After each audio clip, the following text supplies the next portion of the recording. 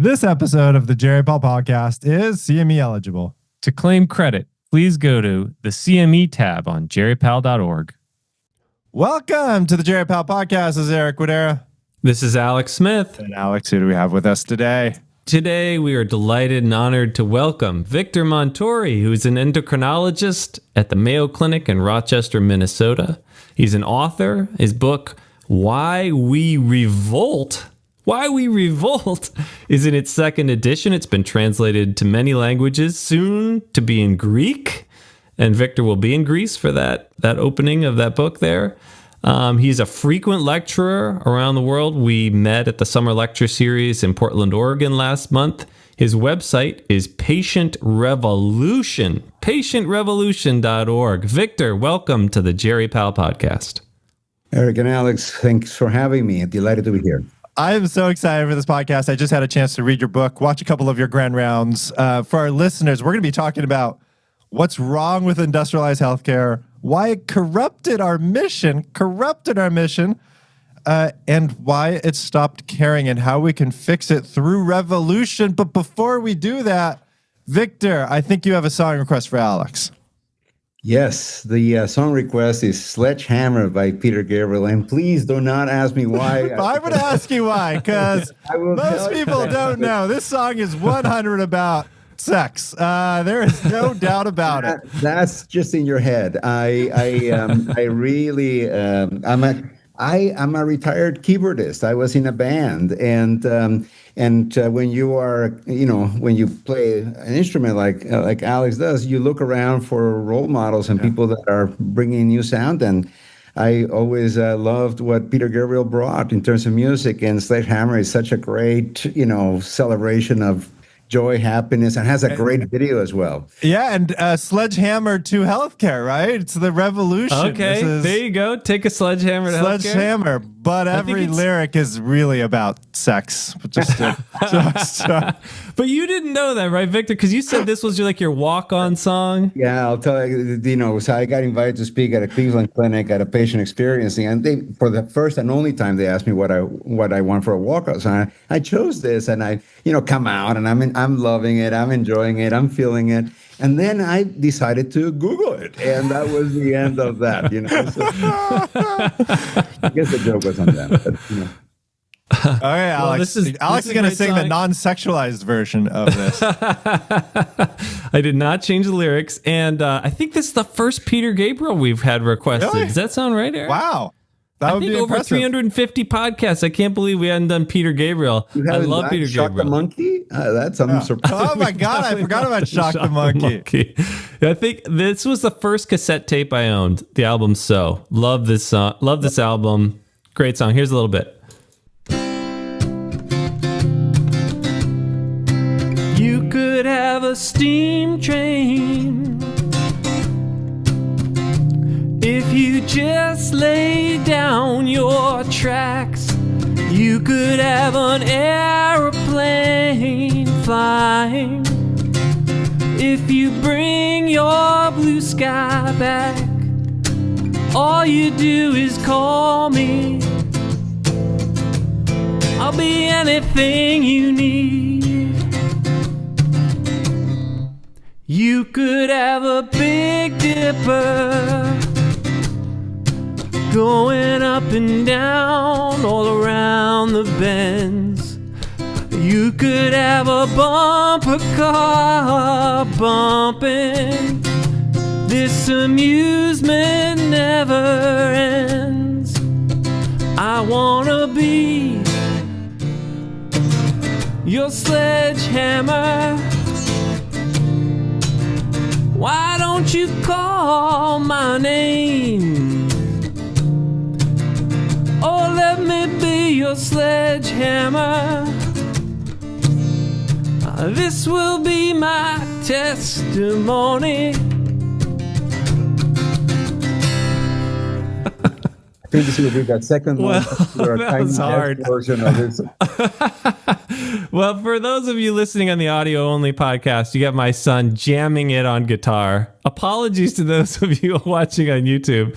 That is definitely not a guitar song, but that was a lot of fun. Thank you, Victor. Appreciate that. Great song. We're going to be talking about taking a sledgehammer to healthcare, but maybe I could start with a question for you, Victor, because I'm just reading your title, Why We Revolt, A Patient Revolution for Careful and Kind Care.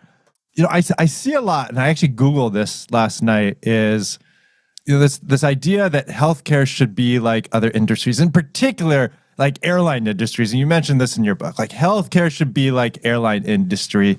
You know, it's efficient, it's standardized, it's safe, it's automatic. What's wrong, if anything, with emulating industry and, let's say, airlines? Yeah.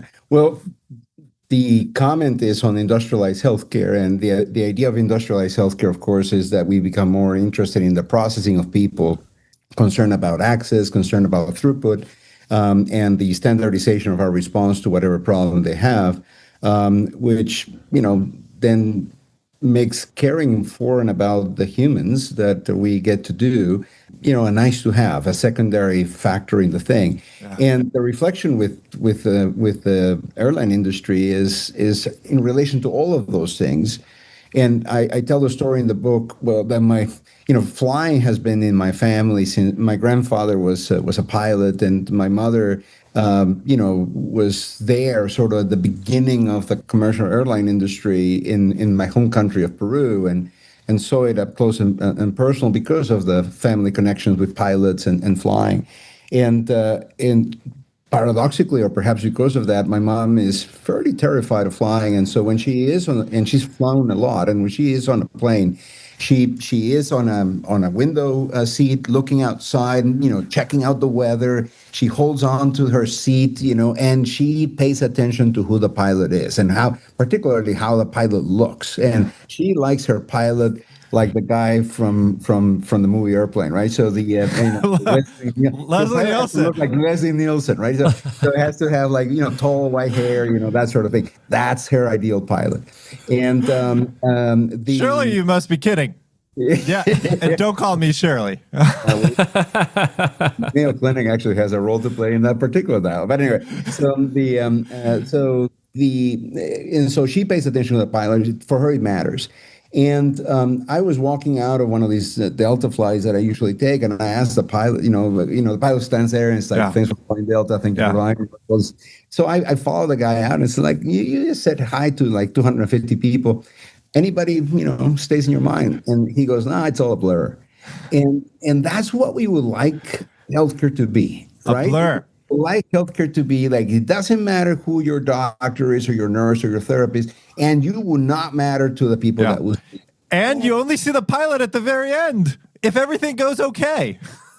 And, I think it breaks down, right? I think the analogy breaks down because caring is all about the relationships that we get to be. It's about, not only the patient finding that they matter to someone who is going to notice what's problematic about their situation and try to make it better. But it also means that for us as clinicians that we walk in to do that we matter to someone, and we get to be a part of someone's personal story in so far as we help them, do well and do better. And, that's, I think, where industrialization breaks apart, is when we stop considering the importance of people in care, which is the core purpose of healthcare. What do you think the big motivators are for the industrialization of healthcare? Well, I think we can just go around the room and start yelling them out. But I think that the main one is, I'm going to be nice and not cynical, but I think there's increased complexity of the situations that we get to see. There is there's an increased demand. There is limited supply of clinicians and with the necessary expertise.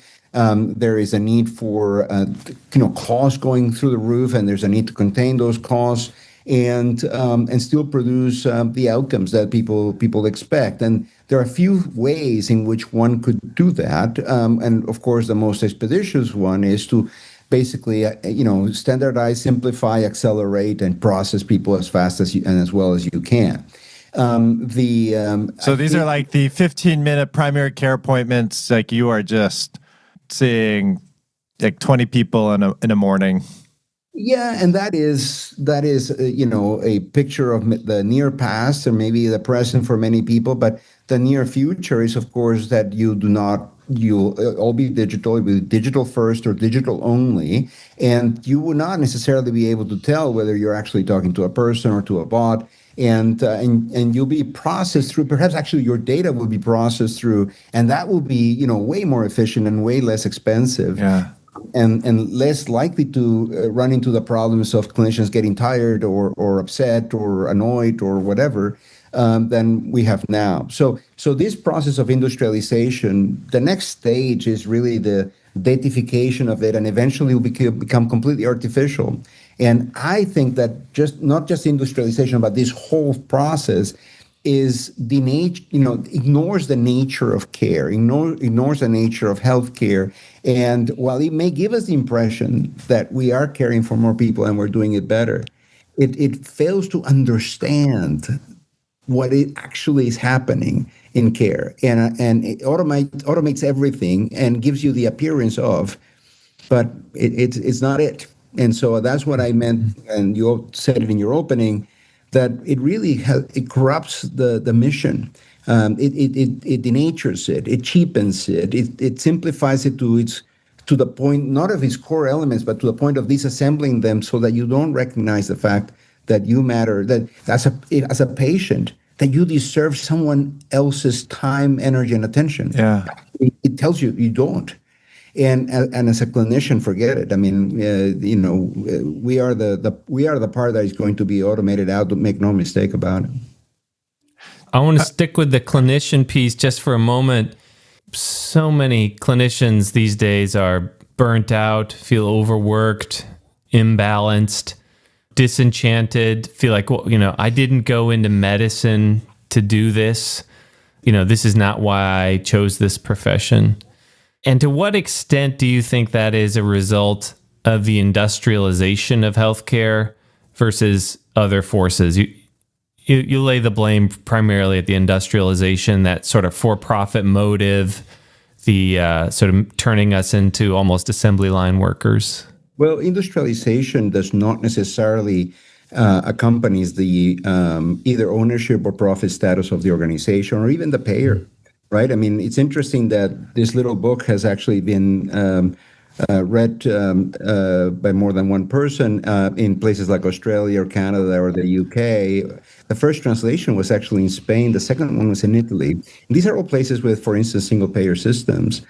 Canada, of course, completely private delivery, public pay, and the UK public delivery and public pay. So in all those places, what you see is common is the underinvestment in care. In the case of the United States, is because everybody and their cousin has a value extraction machine that takes money home and leaving very little to the point of care. But in those other places, there's been decades of policies of austerity that have not invested enough in healthcare.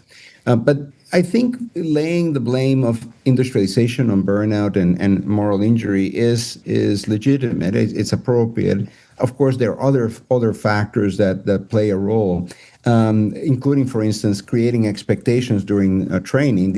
You said this is not what I signed up for. Creating expectations during training about what a career in healthcare will be, and then finding yourself in an industrial facility on a factory floor with patients, being asked to produce something that is considered high quality or high value care that is evaluated by the payer to determine whether you should be paid for it. So I thought it was about making the life and living of this person better, but it has to fit some standardization. Yeah. The notion of care delivery even suggests a notion that care is an off-the-shelf box that you just have to deliver. Order from Amazon. That's in fact how Amazon gets on the business there. You say, oh, delivery, yeah. We do, we have a box. And I think I think there's part of that as well. And then the last bit of, Alex, of your question is this is not what I sign up for. Yeah. I think that's changing. And I think that's something we need to pay attention to, that I think increasingly it is the case that people that are showing up to careers in healthcare might be looking for that career to be something other than patient care. And that should worry us tremendously, because if we think there's a limit in the number of people that can care, that is likely to get worse. Can I ask, so when you're saying, what is the mission of healthcare? Is it care? Yeah, I think it's there are two this is oversimplification, right? But there's two fundamental missions. One is to fix what can be fixed, right? And a lot of us get a problem, and somebody comes in, a little adjustment of nut, and we're good. Now I just realized that analogy with the intro song is different. No. But that first part reminds me of, I think it was in your book or in your talks, you talk about cataract surgery and how it is something that is fixable. If I remember correctly, you didn't spend a whole lot of time with the physician except during the procedure. It's kind of in and out, right? Was that what you were saying? Yeah, and I think that you just come in, you get that done. The ophthalmologist doesn't even have to have a relationship with you or with your eyeball, for that matter. And this only changes if you develop a complication, if it doesn't go right. And now all of a sudden that relationship is central, if nothing else, to avoid liability, but of course to be able to cope with the challenge, regroup and try again and do it better.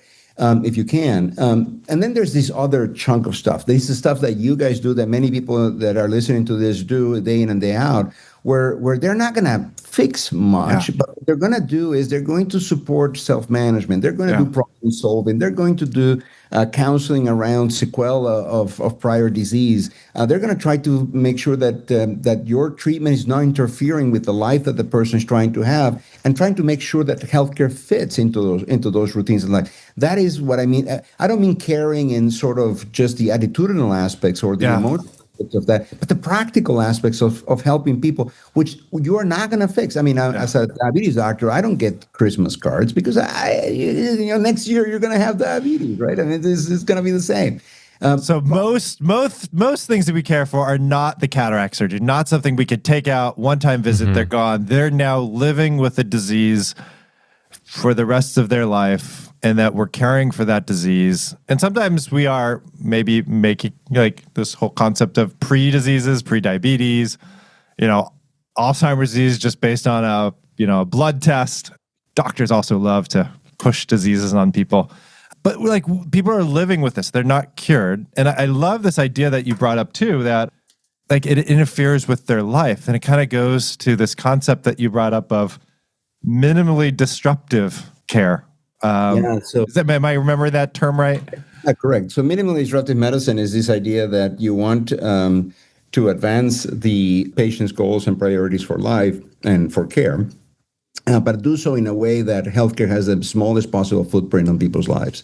I love that. Smallest possible footprint. I kept on reading that term. I highlighted that term, smallest possible footprint. It was the first time I ever saw that. And one of the things that you do so well in your book, Why We Revolt, is you empathize and you step into those patients' shoes and you paint the picture for us of what it's like to live, outside of the clinic walls, where we don't typically see the patients at home as they're doing all these tasks that we've assigned to them for hours and hours at a time. It also reminded me of Ken Kavinsky during AGS. We did an updates talk, and one of his articles was talking about the time spent with doctors and healthcare providers. The mean time was 21 days. 11% of older adults had more than 50 days of contact with healthcare per year. Per year, 50 days. And then for 85-year-olds, it was 27 days of contact with healthcare providers. You have to appreciate the impact that has on reducing loneliness. Yeah, they love us. They want to see us all the time. I think the fact that we don't coordinate and organize our services so that we don't impose that sort of burden on folks is important. The other thing is how many times in committee meetings at hospitals and other groups, people are scratching their heads, how are we going to get this done? And of course, the creative idea is, let's give it to the family. Let's give it to the patients. They can do it for us. We're going to empower them. Yeah, we were just giving them a bunch of errands, and we need to think of people as completely overwhelmed. And I think at that point we start realizing that in fact what we need to be doing is constantly trying to simplify, make healthcare elegant. The simplest possible thing that will get us to the solution, not efficiency. Efficiency is easy. It's elegance that we should be aiming for. Right. It's like, check your weight, get your meds, check your finger sticks, record your finger sticks, use this app to record your finger sticks, come in, get your labs drawn, order your meds, wait in line for your meds, come to see your doctor, wait in the waiting room to see your doctor.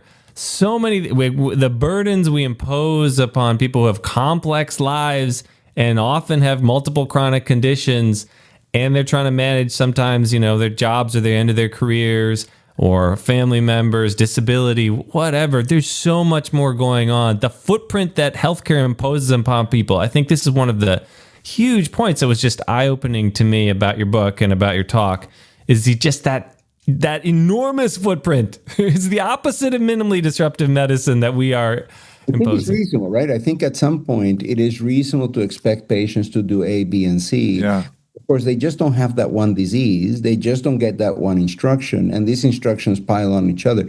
Turns out there's another group that actually experiences the same thing, which are primary care clinicians, right? As every guideline and quality metric comes up, it's the exact same situation. Let's do this one more thing. Yeah. And you have, these 27 plus hours that primary care clinicians have to do per day if they want to do everything that is in the guidelines. And the fact that guidelines never consider the time needed to treat of the recommendations that they put in. They just look at the number needed to treat on a good day, and they make that recommendation. Yeah, I think that was Cynthia Boyd's terrific article. She added up all the hours it would take to do all the guideline recommendations of primary care. It was like 27 hours. It was ridiculous. And what we don't, and primary care clinicians get that. And what I think your book also opens our eyes to, the amount that we impose upon patients. Yeah, and you've done programs where you actually shown, for instance, how distasteful some of the things that you ask all the people yes. in the hospital, right?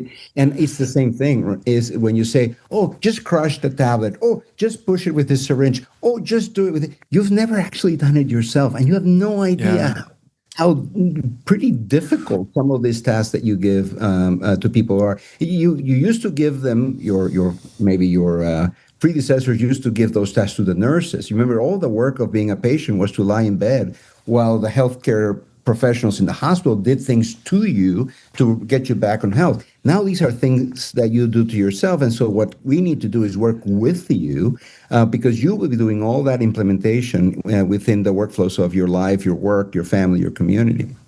So let me ask you this, that there's this, when we're thinking about the footprints that we're leaving, a lot of it comes from this idea of standardization. And if I'm going to take your field, endocrinology, like diabetes, there is a lot of quality metrics about hemoglobin A1Cs.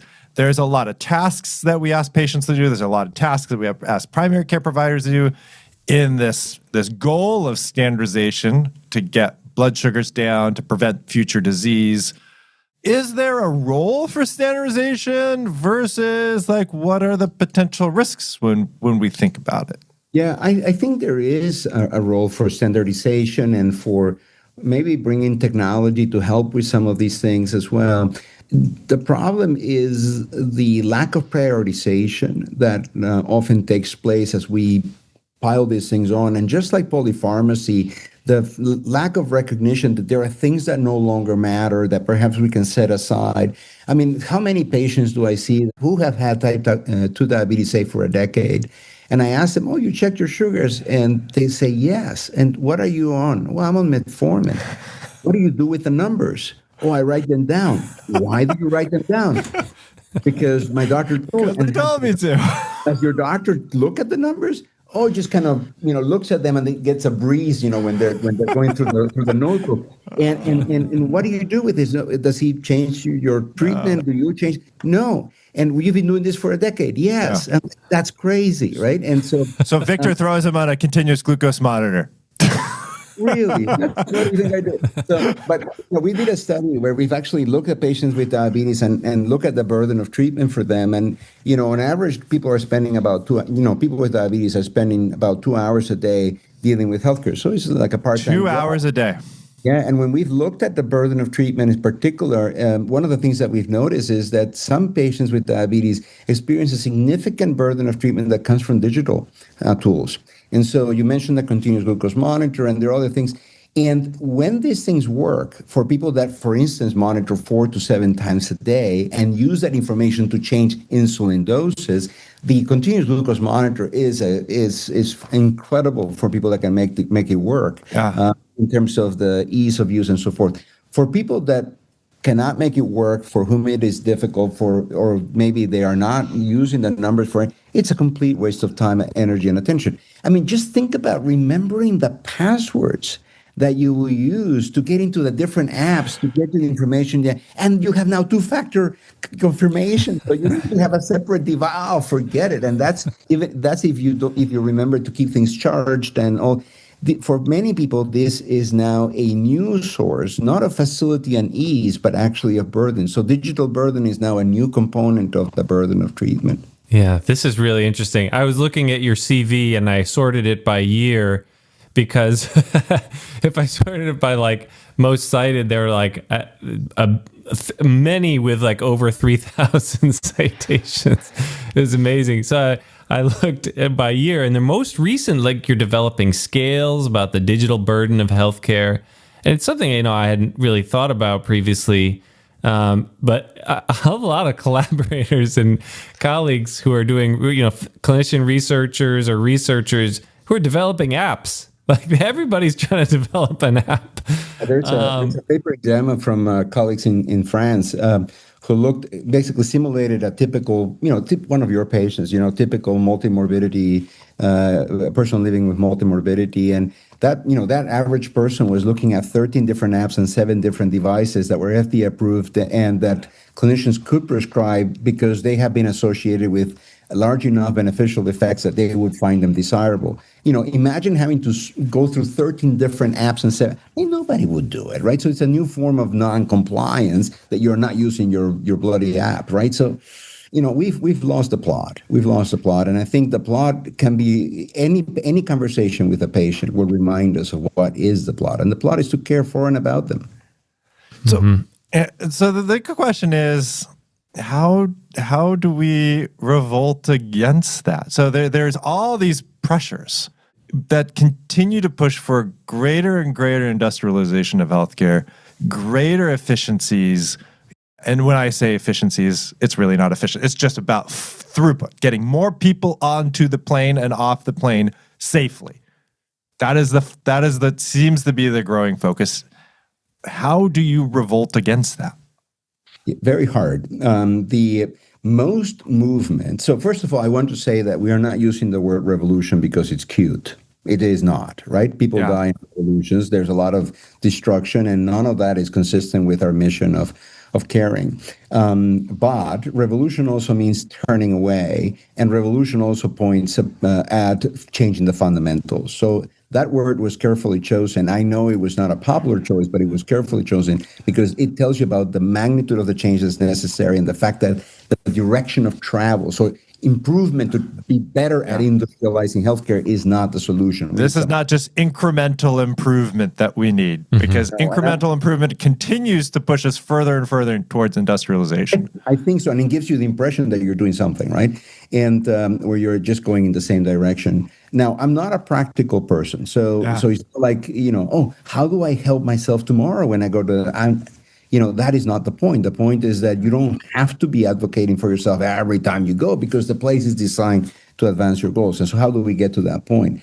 And I think it's it's a complex set of parts that we need to move. There are some macro parts that are a little bit on the side, but are necessary probably as conditions for our success. Those include making sure we have very robust and evidence-based and effective and large-scale efforts at public health. If we continue to have societies that make people sick, we will never have a large enough, efficient enough, industrialized enough healthcare system that can pick them up, right, and take care. It's just not going to happen. So we need to create societies that make people healthy, not sick, that help them flourish. These are not societies with policies of cruelty. And so in that respect, we're also going in the wrong direction. I think as people get desperate, they engage in all sorts of behaviors, and that state of desperation has all sorts of epigenetic effects that actually contribute to disease at every stage of life and reduce people's healthy life expectancy by years, which no healthcare technology is able to match. Yeah. Where the difference between the top decile and the bottom decile in healthy life expectancies is in developed countries in the order of 7 to 15 years. There's no technologies that we have that give 7 or 15 years more of life. So that's, I think, part one. And we're far there. And part two is we need to promote common care skills and practices. So an example of common care is cooking. I think a lot of people are very proud of their cooking, and they have cooking books, and they look at cooking shows, and they invite people over, and they do something. And that's one way of caring for other people, is to prepare food for them.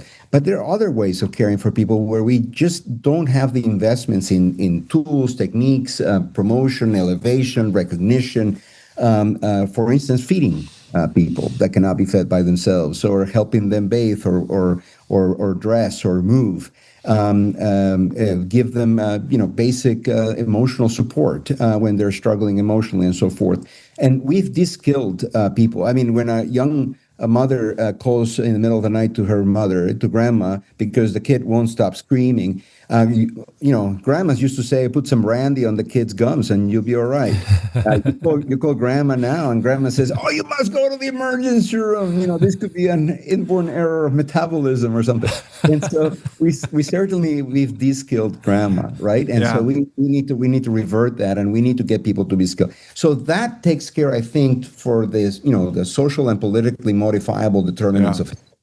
It takes care of the fact that we've been de-skilled, and we need to democratize a lot more healthcare and medicine information that I think we have kept close to the chest because that's what gives us value. But it's time to give it away and make sure that people can use it on their own responsibly. And that frees us in clinicians of every kind and every level to actually have the time to deal with the situations that exceed those fundamental basic skills and activities. That would require us as a society that we recognize care as something valuable, which something we learned during the pandemic, but we quickly forgot. So I got a question, because this came up during our national meeting. I was talking we had a session on AI and the use of AI, and AI for dictation, AI for writing notes.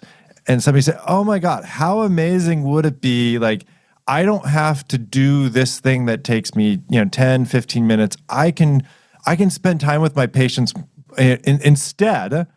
And this idea that, oh yeah, the healthcare system is totally going to have you do that instead of shortening your time because now they're paying for AI to write the note for you so you can see more patients. I think that would be the natural response from industrialized healthcare, right? It's actually very interesting. I think this is the note writing. I think I need to make a little story about it, but think about it. You see a patient. I'm going to write a note. Why? To remind myself, to communicate with the other clinician. Yeah. I'll put 2 lines. And then somebody says, oh, but that note can be used to figure out if you're liable for maybe a mishap. Oh, I'm going to write now a paragraph so I can document a little better. Okay, that's good. Oh, we can use that note for billing. Oh, I'm going to write now a page so we make sure that we get adequate levels of these are all the things you have to put in the note for billing. Yeah. Okay, so now we're going to bring in the electronic record. Okay, so you now dictate and it will show up typed. Okay, great. I'll dictate. Well, dictation is expensive. We have now voice recognition. You just talk to it and it will come up. Yeah, but you have to edit it because it's not perfect. Okay, I'll do it. You know what? Just type it yourself. And now you go, oh my God, you're spending all this time typing notes. We need an AI solution for this. I mean, like, what are we doing? Right? We are solving a problem that was created by levels of the industrialization that have nothing to do with caring for this patient.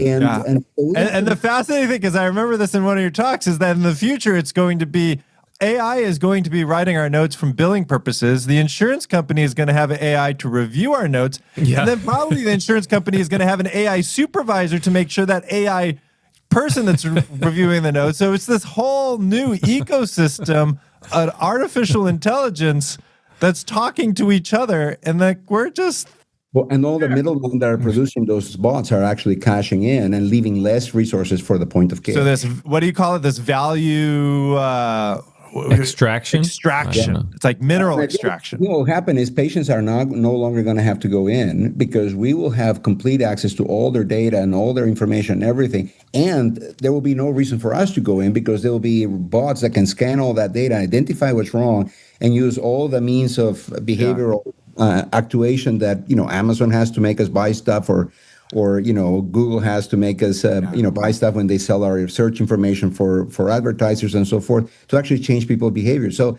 a lot of care will in fact be completely disembodied. No clinician or patient will have to ever meet again. Is that a good thing or bad thing, Victor? Future, sorry? Is that a good thing or a bad thing? Horrendous, right? Because people say, "Oh, I hate to go to the doctor." Yeah. And many of us, I think, hate sometimes our jobs, go in and talk to patients. But actually, I would put forward that it's not because we profoundly dislike being with each other. But I do think that those who design these solutions really dislike being with other people. And they just assume that we do as well. And I think that's a critical mistake. It's that corruption of our mission. Yeah, well, I want to get back to that because I worry that I wonder if people in geriatrics and palliative care feel like that doesn't apply to them. But before we get there, I want to stick with the revolution for a moment. Your website is called Patient Revolution. And so I have two parts to the question. Why must the revolution start with the patients rather than the clinicians? And then the second part is, what is the clinician's role? Yeah. So we made a mistake. I think we should have called it the care revolution. And I think if we were to think about now, what is the activist, the perfect activist for this revolution, I would say is the caregiver. I think people say, "Oh, all of us are patients," but we are all caregivers. We have to take. Somebody took care of us. That's why we're here. And we will take care of other people. I think that's what we have in common. And I think it's becoming increasingly difficult to be a caregiver, to be a parent, to be a clinician or a nurse, a physician, to be a therapist. I think it's increasingly difficult. So this is actually a caregiver revolution. The reason we went with patient revolution is because the logical people who should determine how we care for people are those who do it routinely, those who do it every day. That's not the patient, that's a clinician. And we've had, hundreds of years to get this right. In fact, arguably, we got it terribly wrong. Then in some places got it phenomenally right. And then we decided to, forget it. And now we all have it terribly wrong, in my opinion. But where's the revolt? Do you see it? Do you see our professional organizations standing up and going like, we're not going to? You see even our newest organizations, our physician unions, they're really advocating for better pay and things of that nature. Nobody's advocating for better care conditions, seriously, right? And so I think clinicians and patients, and I think this is quite unique about this organization, the Patient Revolution, is that patients and clinicians are not set up in opposite sides. I think they're set up on the same side, both of them victimized by the industrialization of care, both of them in solidarity trying to fight it back. And so I think it's a patient and clinician revolution. I think it's a caregiver revolution. I think it's a care revolution. But when I wrote about patient revolution, I basically said, we cannot expect professionals who personally make a living out of this system to be in a position to actually fight it back. It's actually worse. I think there's a significant amount of learned helplessness by healthcare professionals that prevents us from really acting up in a way that will fundamentally change healthcare. I don't think we can expect it of patients who are sick and need our help, but I think when we get together as participants in care, as caregivers and receivers, I think we may have a shot to fundamentally change healthcare. Can I ask that other question? Go ahead, Alex. So the other question is just coming back to this, to the geriatrics and palliative care folks have it better, somehow. Have we traded away specialties, the opportunity to make a lot of money, to have prestige, for professions where we get to spend more time with patients, where we're focused on goals of care, what matters most? Or are we deluding ourselves? are we deluding ourselves? I don't know. I think that's an open question. I'm interested in your thoughts, Victor. When I talk about minimally disruptive medicine, I often say, you know what, that's like geriatrics for the young. And that is like palliative care for those who are not dying, which of course is not a good way of saying it because palliative care should be for everybody. And but I think it's right. I think the practice of geriatrics, the practice of palliative care, some practices in psychiatry get this right, where they honor the time spent, they lower the lights, they make sure they're incandescent and not fluorescent. They sit down, they pull the chair. You know, those habits, those rituals, those symbols, they are, I think, teaching the rest of healthcare what is at stake when we are talking about care. I think that is right. You see the tendencies towards industrialization creeping all the time. Yeah. The replacement of the thoughtful conversation for the form. The idea that the purpose of the form is to document and then put it in the chart and then, you know, that the job is done. That is the industrialization creeping in and corrupting what is fundamentally, I think, one of the places where, you know, it could easily be that it is from geriatrics, from palliative care, from some form of pediatrics, from psychiatry, that we may actually have those sort of pockets where the revolution may actually come. That should spread. My practice in diabetes care, I suspect, is very similar to many of the geriatrics practice or palliative care practice where, you know, I may not be saying, tell me what your goals of care are, but we are actually bringing those up as we are figuring out what is the problematic nature of your situation that demands action, and we are working together to figure out what is the action that that situation demands. Right. We do it iteratively, and we go over time. And so continuity of care, the kinds of things that used to characterize primary care, you know, comprehensiveness, this becomes the mark of the kind of shared care. decision making, as you've written about. Yeah, I think it was very similar to what we do in, you know, geriatrics, palliative care. We may have different terms for it, goals of care discussions, you know, what matters most, but fundamentally the concept's the same. Eric. Yeah, I guess my last question, because we're running out of time. Man, I could talk for another hour here.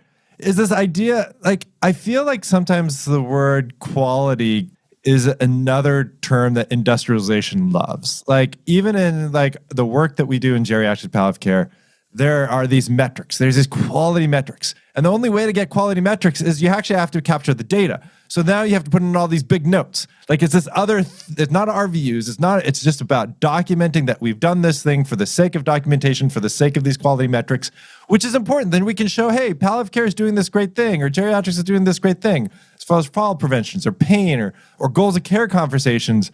But then you're learning for the test. Like you're trying to do this thing for the quality metric, the throughput, how many patients that we're seeing, and not necessarily the care that we're delivering. And I think that is potentially a source of burnout in our fields. Yeah, I have to say, a healthcare system that is unreliable, that is dangerous, that is unsafe, where there's a bunch of artists coming up with things off the top of their head to do with their patients, is actually a very undesirable development as well. So what we're looking for here is that we as professionals, maybe partnering with our patients, will do our best. I am an evidence-based medicine believer and evangelist. I think the ways of doing it. What I'm very careful is in noticing that there are very, very few, and there should be even fewer, strong recommendations in the guidelines. In other words, must-dos. That if you don't do, then you're a bad quality clinician and your patient is getting bad quality. There are very few of those because everything is so context sensitive. And in the past, we used to think, well, there's no way of assessing that context sensitivity, so everything should be the same for everybody, and that will be our first go. That was, okay, as a first go, that was all right, but we got stuck there. And perhaps this is a potential role for technology and AI to come and help us. Maybe we can have, you know, sensors that will tell us what the quality of care is, not just on the measures on the labs, but also on the way we interact with each other. And that might be feedback that will make us better, not just technically better on the responding to the biology, but also more human and able to respond to the biographical elements of our patients. I love that. It's this idea of nuance too, and the term elegance when we're applying it to healthcare. Victor, last question for you. If you had a magic wand, what would you want our listeners to do? I mean, this is terrible because now you're going to have sledgehammer and magic wand. Yeah, that's coming up next. You know it. Not good. No, I don't think it's a magic one. I think it's going to be hard work and moral commitment.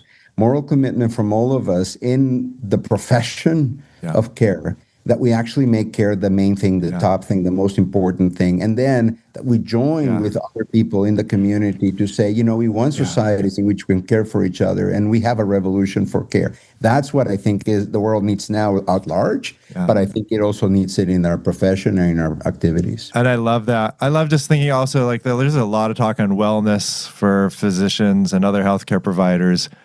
And I think a lot of it stems from how we feel sometimes like the system doesn't help us care for patients. And I think instead of looking at wellness from within is thinking about this bigger picture that you're describing, Victor. So thank you for bringing that up. And we'll take a sledgehammer to the healthcare system. There it is. All you got to do. You could have a Big Dipper going up and down all around the bend. That lyric right there. You could have a bumper car bumping. That gets worse. This amusement never ends. I wanna be your sledgehammer. Why don't you call my name? Oh, let me be your sledgehammer. This will be my testimony. Victor, thank you for being on this podcast. Great song and great video. I agree. One of the best videos out there for music videos. Thank you, Victor. Thanks both for having me. Delighted to be here. I encourage all of our readers to read the book. We'll have it on our show notes. It was really fantastic. And lastly, thank you to all of our listeners for your continued support.